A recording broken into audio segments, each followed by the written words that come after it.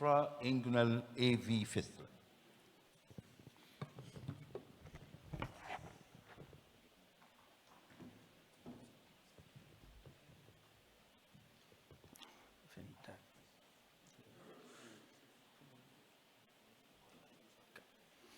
Thank you, Mr. Chairman. Good afternoon, everybody. Once again, it is a novel operation to fix a huge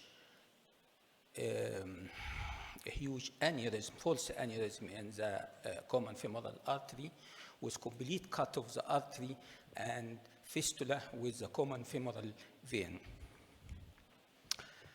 The patient is a diabetic patient, stage 3 colonic kidney disease, and the cause of trauma was gunshot injury in the proximal aspect of the thigh before 1 year.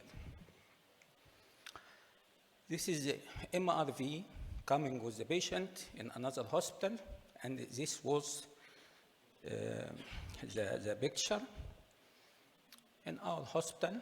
This is the evaluation, primary evaluation by duplex scan, and as you see, this is a good image showing the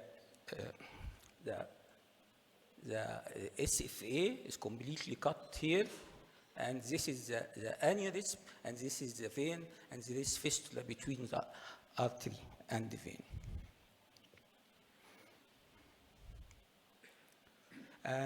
This is the measurement of the.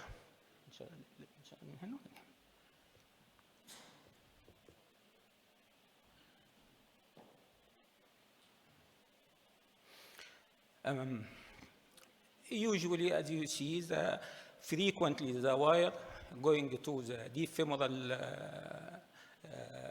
artery, because the distance is short between the axis site and the lesion, and under duplex guidance, this is corrected in no time. We can see now, this is the wire. Correcting in position.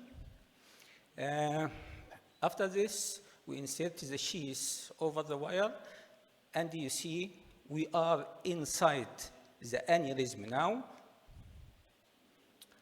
In this very beautiful view, you will see our own method to use saline in certain velocity, pushing the saline certain velocity, it gives the effect like contrast. Here in this, you will see this effect. You will see the saline is going from the proximal SFA, going through the fistula and going up through the cava without nothing is passing to the distal SFA. Now we try to push the wire in the distal segment of the SFA, but you will see all the trial failed. And if you look here, you will see some sort of web here and here, preventing the wire to pass through the distal end. And this is very nice. This is the web, and preventing the wire from passing.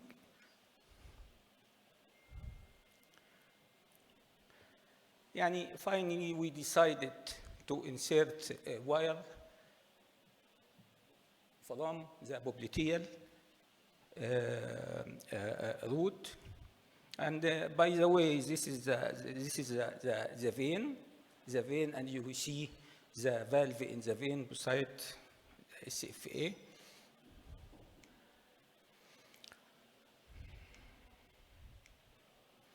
Now you will see here the wire passing under duplex guidance also from the popliteal root reaching the wire. But the problem occurred again.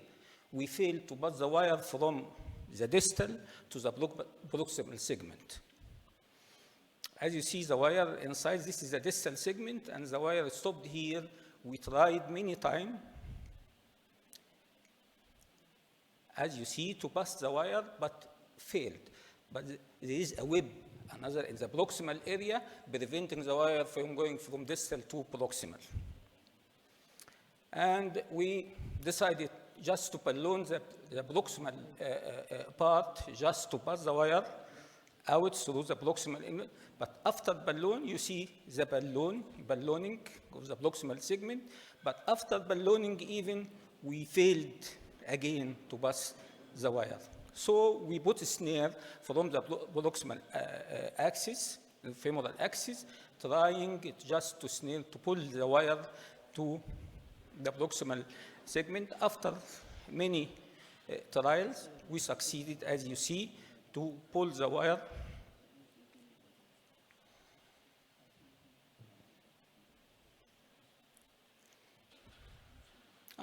now we pull the wire away out of the SFA, the proximal.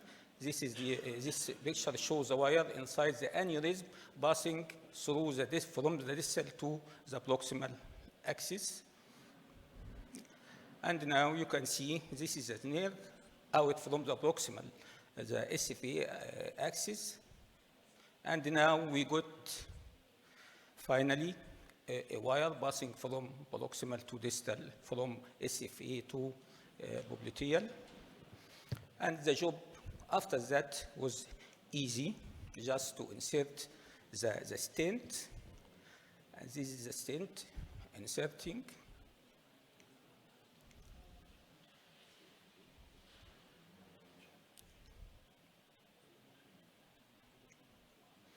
And you see now, after deployment of the stent, you see the stent in the distal end, and you see the valve here.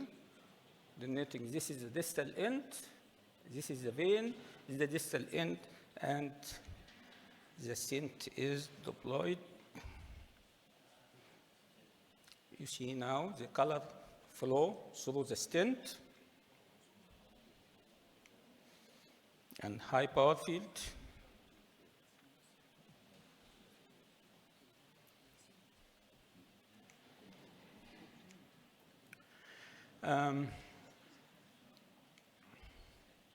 Now we have to evaluate the distal SFA, and you see the flow is nicely contrary to before deploying of the stent. And if you look here, you will see the hemodynamics study, and this is the beautifulness of the duplex. You can study the dynamic study at the same time, before and after procedure. If you, sorry. Can we give another minute?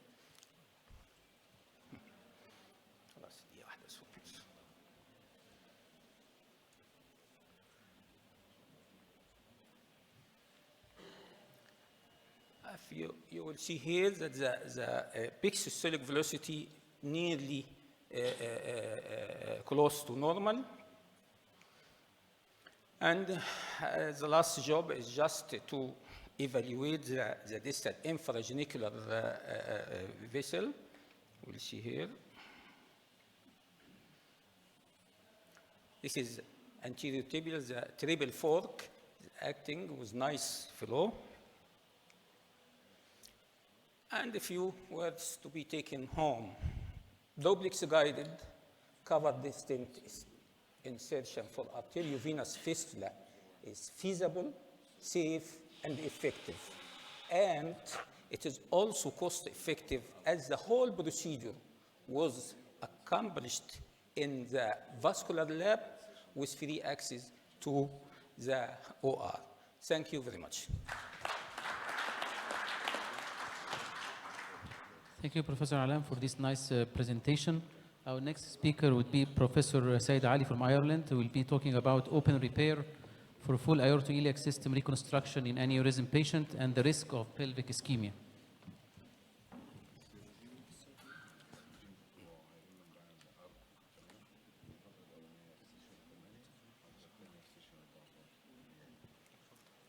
Good afternoon. It's very rare to have abdominal aortic aneurysm, bilateral common iliac aneurysm, bilateral internal iliac aneurysm in same patients. So it's very important. These patients actually, it will be difficult to do endovascular. I know some of the colleagues will antagonize that, but anyway, we did have MGT meeting. We agreed to go ahead for open surgery, full open reconstructions. As we know from the literature, isolated unilateral iliac aneurysm is far less than 2% from the calculation of our abdominal aortic aneurysm. To be associated with abdominal aortic aneurysm is 10 to 20%. External iliac aneurysm or required treatment is extremely rare. When you compare this with internal iliac aneurysm, it's usually around 25%. So that is our patient actually, 72, reasonably fit female patients with aorto by iliac, common in the internal abdominal aortic aneurysm. She passed through all the full evaluations and she was fit for open repair. And as we can see from the figure here, actually I did the handwriting and drawing because that's part of our documentation. So if we look at the CT scan of the patient preoperatively, so they already sent that to me a few minutes ago.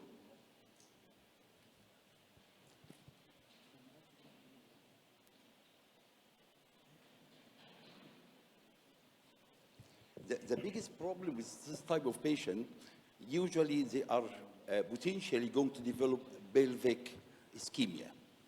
So it needs a full reconstruction.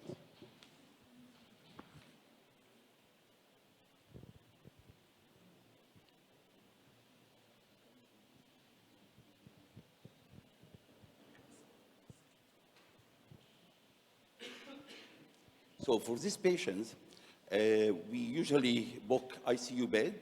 We put the patient actually in Lloyd-Davis position to approach all the pelvic and the internal iliac, the anterior division and posterior division, the gluteal.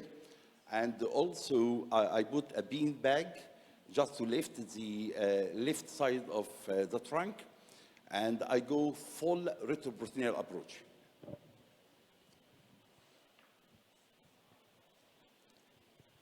And for this, it's unusual experience actually. We found actually usually when you use bifurcated graft, it is better to go from the aorta and then go to the two internal iliac, because that will be the position of the graft, and then you can get jumping graft to the external from both sides. But the dissection of this type of cases, actually for the internal iliac, you have to go as down to the anterior division to dissect it completely, and that's why you can put the patient in the Lloyd-Davis position so you can lift him so you reach all the pelvic floor.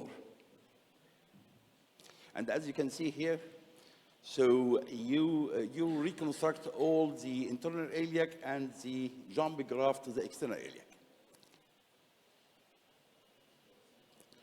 And I'm quite sure you all are just aware with the extraperitoneal approach. This lady was more or less slim lady, so you can just do all the full mobilization and keep extraperitoneal without need to go inside the abdomen.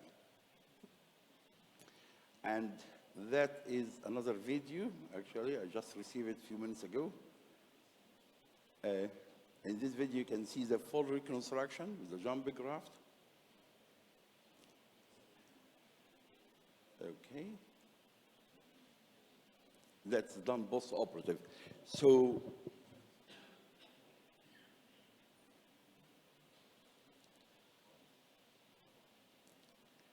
pelvic ischemia, in this operation actually, I tried to tie the internal iliac in one side with nylon tape, but actually I discovered that is really, the backflow is great from the anterior and posterior division. So I decided to go ahead and reconstruct it, but very strange, post-operatively, the patient developed unusual pelvic ischemia with some changes. I classify the pelvic ischemia into three grades: the hyperemia and some small batches around the sacrum and the buttock, and that I treat them with anticoagulations and GTN cream. So it's usually the outcome is very good, and you don't need to do anything further. Grade 3 is usually very bad. You can end with sigmoid colon damage. You can end with complete perineum gangrene and the sacrum gangrene. That pelvic ischemia is really serious with this type of patient. Grade 2, actually, that is a grade 2 when everything is black, lasts for a long time, and you need to keep this patient on anticoagulation. So the bilateral internal iliac aneurysm require major attention to minimize, because the demand for pelvic ischemia, the patient can end with severe pain or ischemia or gangrene, and so you keep watching all these patients. But anyway,